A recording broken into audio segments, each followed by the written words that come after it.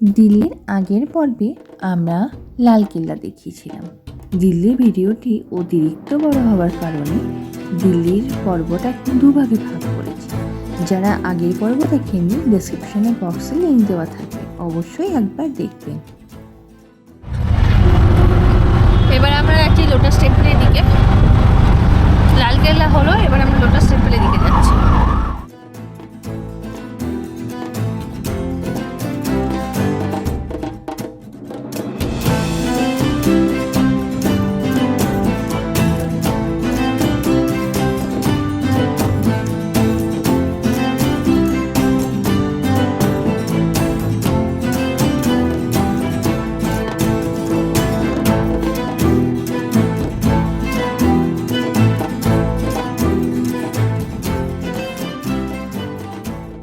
এখন আমরা লাইনে দাঁড়িয়ে আছি লোটাস টেম্পলের এন্ট্রি গেটের লাইনে। টিকিট কাটতে হবে সম্ভবত। তো এই হচ্ছে লাইন।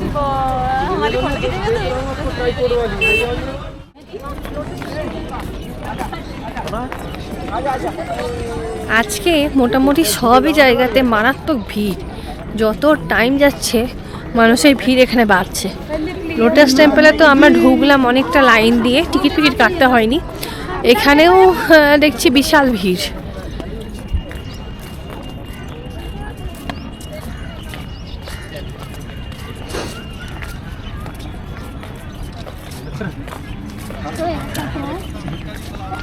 হয়তো সামনে 25শে ডিসেম্বর আছে বলে এরকম আসছে।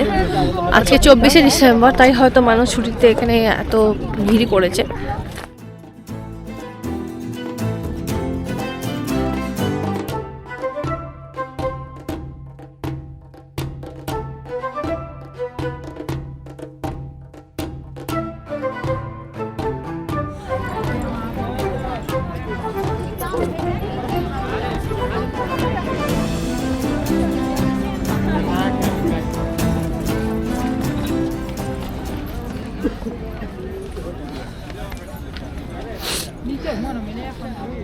সুপ্রিয় এই ভিড় দেখে আর আসেইনি।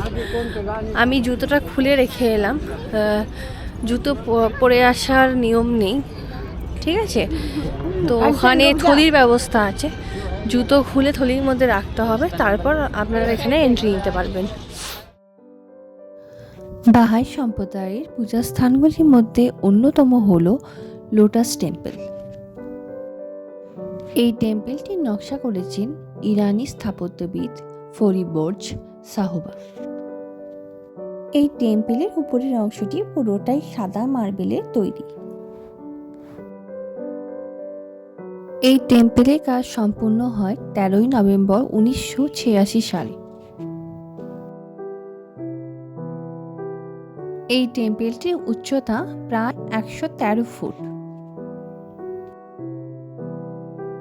লোটাস টেম্পল বাংলায় কোমল মন্দির নামে পরিচিত, আর এই মন্দিরে কোনো দেব বা দেবীর মূর্তি নেই।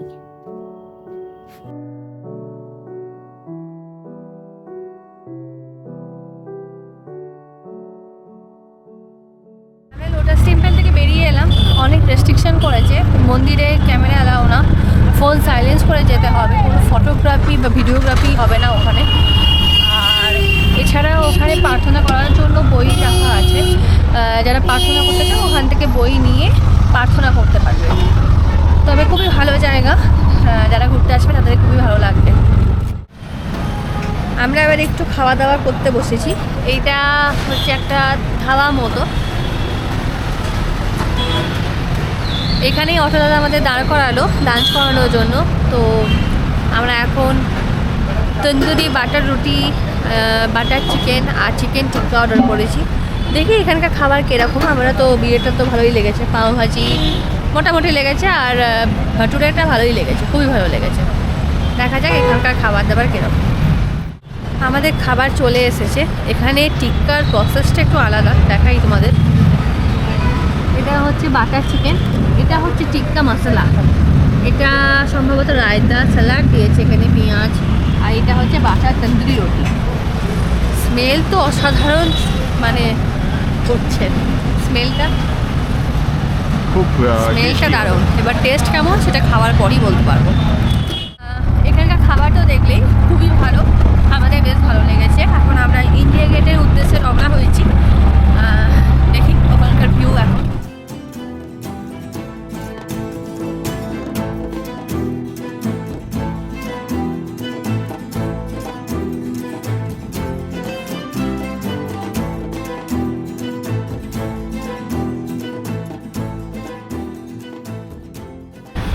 আমরা এখন আছি ইন্ডিয়া গেটের সামনে। সামনের গেটটা অলরেডি ক্লোজ করে দিয়েছে, আর পেছনের গেটটা এতটাই দূরে যে আমরা ওখানে এখন যাওয়াটা আমাদের জন্য সম্ভব হয়ে উঠছে না।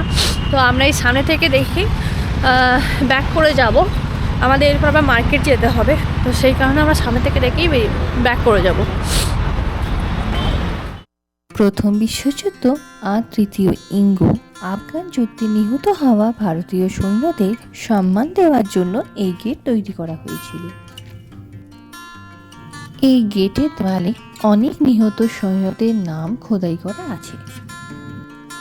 এই গেটটি প্রায় 42 মিটার লম্বা।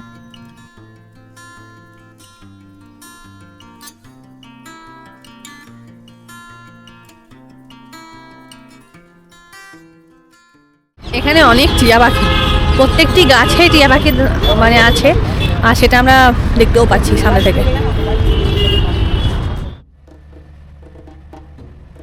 দিল্লির এই পর্বটি এখানেই শেষ হচ্ছে। আমরা ইন্ডিয়া গেট দেখার পর কাশ্মীরি গেটের উদ্দেশ্যে রওনা হয়েছিলাম। খুব তাড়াতাড়ি আসবো সেই পর্ব নিয়েও। দিল্লি থেকে সিমলা যাওয়ার অভিজ্ঞতা কেমন সেটাও আপনাদের সঙ্গে শেয়ার করব।